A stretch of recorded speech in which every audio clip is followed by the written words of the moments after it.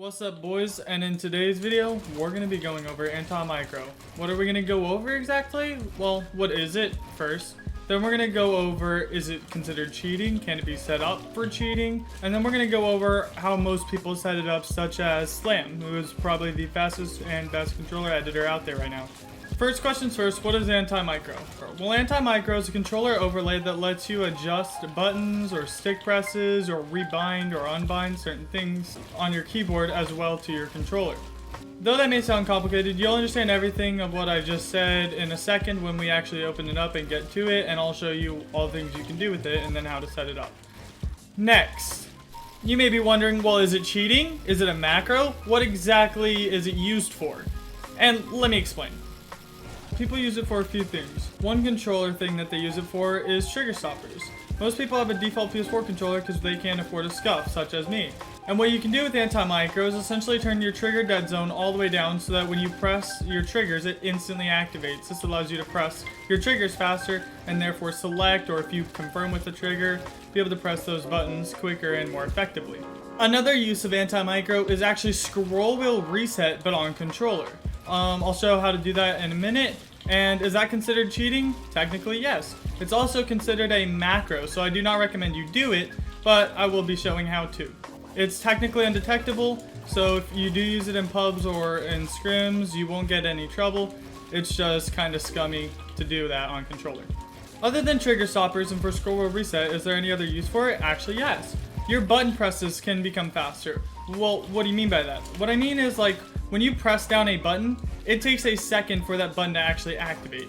Now with AntiMicro, you can shorten that timing on that button press so that you can start pressing your buttons faster. This doesn't help with debounce timing if you know what that is, but it will help with like the first time you press your button.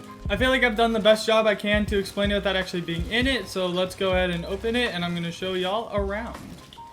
This is AntiMicro. I'm not providing any links to download this as I don't personally use it. I just have it because I've tried it out before and I made a video on it before. But if you do want it, go ahead, look up AntiMicro, download, and try these things for yourself. So the first thing about AntiMicro is all these buttons and axes are your buttons on your controller. So triangle is button 4. Let's say I want to press X. X is button 2.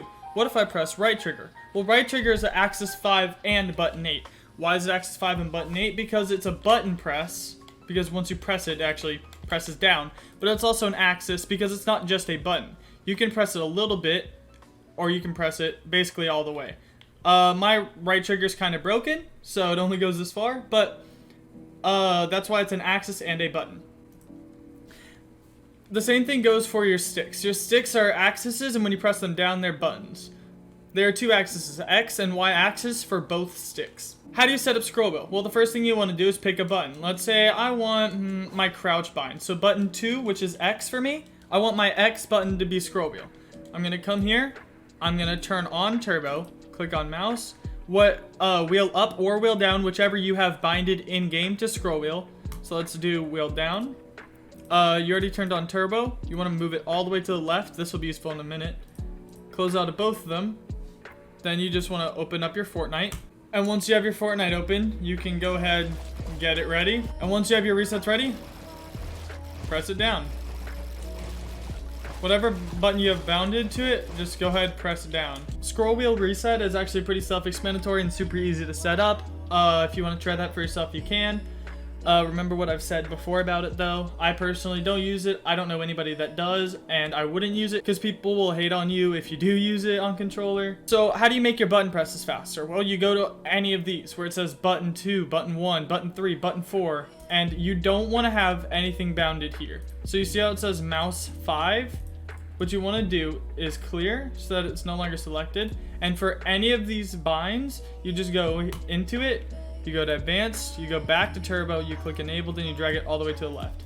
Now you want to do this for every button. The next thing I want to show y'all is how to do kind of DIY trigger stops with AntiMicro. So first, find the axes that are the left stick, or first find the axis that is the left trigger and the right trigger. We know these to be axis 4 and 5. So click on axis 4. You're going to turn your dead zone to 0 so that it instant activates whenever you press it down, and your max zone to 1.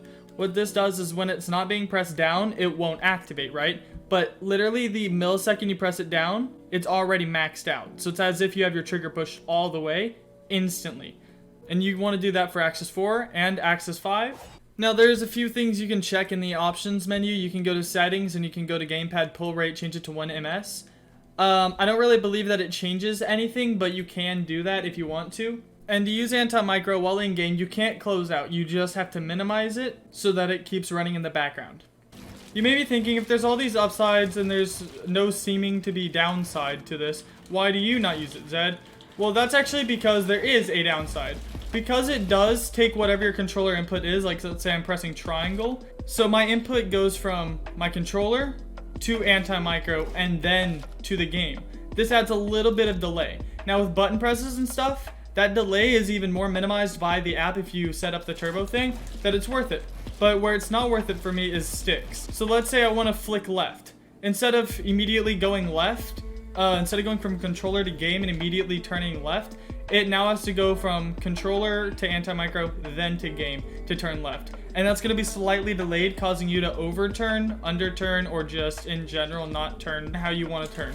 And for me, that's just not worth it, as it will cause your aim to be worse. And I need the best aim that I can have because I want to be the best player that I can be. And I don't think you can do that with AntiMicro. But I do think AntiMicro is useful for faster edits and looking faster because it will make your button presses better and more efficient. So definitely, if you're just making YouTube videos and you don't do wagers or anything, use AntiMicro. There's really no downside for you to it. But if you're like me and you want to be the best and you want to do wagers and stuff, I don't think I would recommend AntiMicro because it will cause your aim to be a little bit worse than it normally. Make sure to show your friends this video if you did enjoy. I love you guys. Use code ZB2W in the Fortnite item shop to support me. And I'm out. Peace.